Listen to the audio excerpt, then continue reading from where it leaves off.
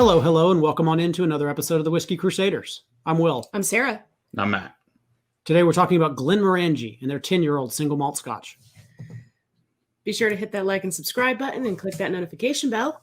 Matt, why don't you give us a little bit of background about Glenmorangie here? All right, here we go. Glenmorangie. It's Morangie because we like to pronounce everything in Texan, so it's technically Morangie, but we don't care because we're Texans. Glenmorangie. Yeah, they emphasize the more. Well, anyway, this is the original, the 10-year, 43%. This was actually a donation from a couple of people's. One was from Allison Conaway, and the other one was an anonymous gift down at the Bastard's Ball. So actually, I have two of these as donations, which is really cool.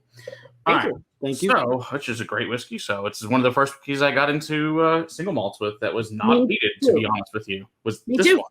Me too. So my brother really loves this one too. So yeah. Yeah, Great it was stuff. Cheap, $30. It was Can't a beat it. tasting at Total Wine that got me into it. That's awesome. Even better. Yep. See, they made you buy a bottle. All right. So Glenmorangie means the Valley of Tranquility. It's in Tain, Ross-shire, which is at the top of Scotland, more or less. It's up in the Highlands. It was founded in 1843 by William Matheson in the Highlands on the Dornoch Firth. Pronounced right, don't know, don't care. And he bought out his former employer, which was a brewery. And so they said, hey, we need a distillery. And how better to start a distillery than with two old gin stills? Because why not? Because you got any friggin' money, it's what you buy. Secondhand stills, which they still have. They're the tallest stills in Scotland. They, in fact, are over 26 feet tall, which is a big freaking still. Yeah. In fact, the line arm on it with this, or the swan neck, what they call it there, is as tall as a adult giraffe. So it's over 16 feet where the line arm is, which is really high. So when they put it on, so they only get really pure, really soft when it goes across when they're distilling. So it's why it's a delicate, easy one for people that are bourbon people to switch over this one as a Scotch. All right. So this was up till 2008. It was run by 16 people at a time. That's all that was employed there, which is amazing. Because all the crap these guys put out is truly amazing. It was 16 guys. And then they put to their 24 now because they added 4 more stills in 2008. So good reason. But still, 8 more people for 4 more stills is a lot. So one of the cool things is they have this emblem on here, the Cadboll, which is really cool. And what that is from 200. The Romans found it in 297 AD. And what it is the Picts is what the original Scots were that were up in the mountains that live up there in the Highlands. And they painted their bodies up with all different art and stuff. And this is the symbol they used and they found. So they put it on their bottle because it's on the very land they currently grow the barley on, which is really cool, which is all where their water sources. In fact, they actually own their water source and 650 acres around it so that it won't be tainted, that's a lot of acreage to protect. But I don't blame them. I want to protect my water too, making Scotch. I mean, that's pretty important. Yeah. So they went ahead and bought all it, so nothing to be jacked with. So I don't play them. So one of the other cool things these 16 men of Tain do is every day at lunch, you got a dram with lunch. And they put it into one big cup and pass it around to everybody. And eventually it turned black, just overuse. Everybody uses this thing. And if you did one of the crappy jobs for the day, you got an extra dram with lunch. So it's like, there you go. That's pretty cool. So what a better way than to help the employees give them extra whiskey to do the jobs no one else wants to do. Seriously. So, which is, that's pretty cool. So yeah, their water source is called the Tarlogie Springs, and it goes through limestone and sandstone to make it. It's really pure, but it's also a lot of hard minerals in it. So which gives it this uniqueness. And it also they use a slightly 2 ppm peated whiskey inside of this and all of their barley, which is a little interesting. So it's just slightly peated. Because that's one of the things I talked about is people that don't like peated whiskey might really like this. So there is a tiny amount of peat in this, which is really interesting. They own their own forest in the Ozarks Mountains of Missouri. So all of their barrels are actually lent to Jack Daniel's and Heaven Hill previously to them for 4 years minimum bourbon barrels before they send them over to Scotland to be used. So they said, we own all the wood and own the road. We just lend them to Jack Daniel's and Heaven Hill for their silly bourbon. They go, but we'll put them they take all the stuff we don't want and put it into our Scotch, which is pretty funny. So one of the other big things about these guys is Dr. Bill Lumsden, who is one of the biggest names in Scotland, in Scotch in general. He is the man who all the crazy different finishing barrels, you see the sherries and the ports, and every year they put a different new one out. He's responsible for that, basically the entire industry for doing that at this point in time, is doing all these different casking finishes that nobody else really want to experiment. Well, he's like, I don't care. He just started doing it. He's also responsible for resuscitating this place called Ardbeg, which I think we all enjoy greatly. So a very, very important man in our life, as far as I'm concerned. So yeah, so Glenmorangie is they control 6% of the entire world market in Scotch. That's pretty impressive. and it's also the most selling brand of whiskey in Scotland itself since 1983. So these guys have done some pretty amazing things. So to be the thing that your country actually drinks is pretty impressive. So I think that's pretty cool. So anyway, so this one is 10 years old. It's 43%. It uses first and second fill ex-bourbon. Now, we're lucky in the U.S. We get 43. In the UK, they only get 40. So lucky for us. Not so lucky for them. But hey, it's cool. Yeah. And like I said, they make all sorts of really other awesome products, and we will talk about them in the future. Well, this is light and friendly and fruity, malty. Yep. Definitely. All of things.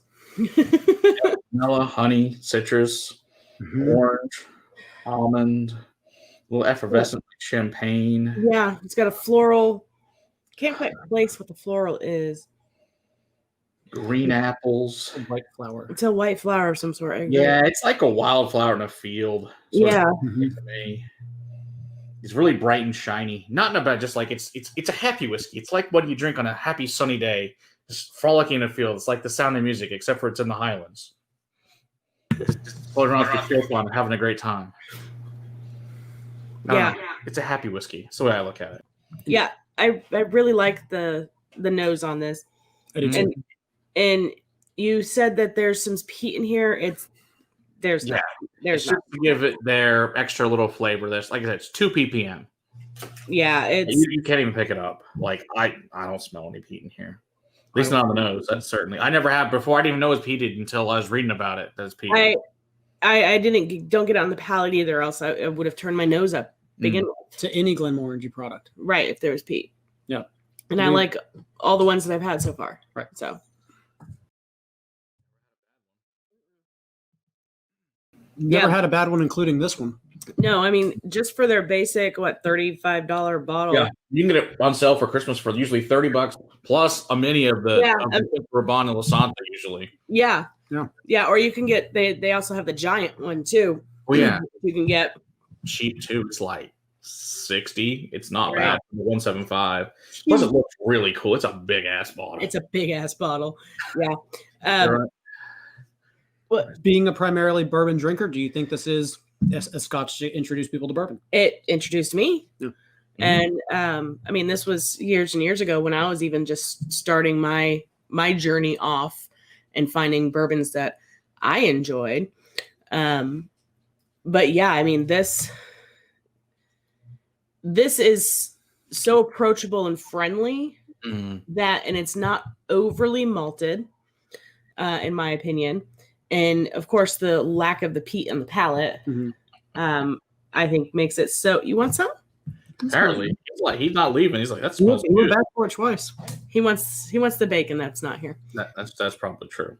But yeah, I think this is a great introduction. And when people ask on social media and that kind of stuff, and I happen to see the question, I always throw Glenmorangie out there for an intro to Scotch, as far as bourbon drinkers asking that. Yeah. So yeah, especially for the price point as well. We were talking about a $35 price point. Typically, you can find it this time of year for even cheaper than that. Well, and they even make a sample pack. Yeah, well, that's right. They do. They do make a sample pack. I think all 4 of them. The 4 main line. The 12 and the 212s, Lasanta, Porto Ruban, which is a sherry import, and then the Sauternes cask, which is the Nectar d'Or. Right. Yeah. And it's not very expensive. I think I saw it for like $20 or something like that. Yeah, something like that, if that, yeah. It's not bad. The sample pack. Really try them all. Yeah, it's friendly, it's shiny, it's floral, slightly fruity. I think this is a great introduction.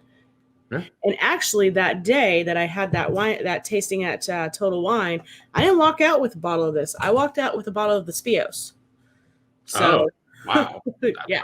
Drastic, which is funny considering that's the rye finished one. Exactly. Really crazy. That bottle's right up there in the corner. No, that's a new bottle. You can still see the bottle. Oh, that's right. That's a new bottle of it. We replaced it. There you go. Yeah, we'll cover it at some point, obviously. So it's like, it's vanilla, honey, orange, almond. Like I say, it's got like cream and chocolate.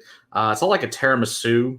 Yeah. Some toffee and champagne effervescence again. It's just a really good, easy to drink Scotch. It's just good. The creaminess of it is what helps it.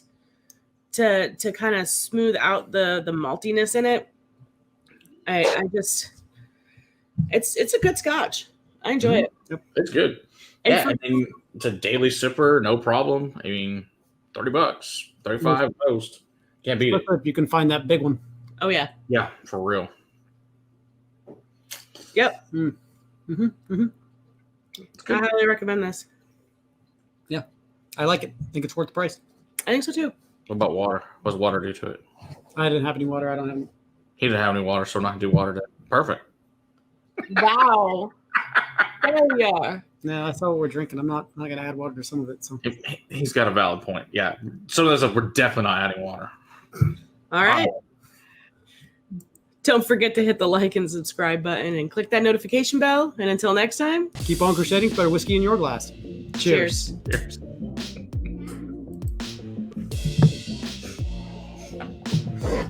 Third time's a charm. I guess so.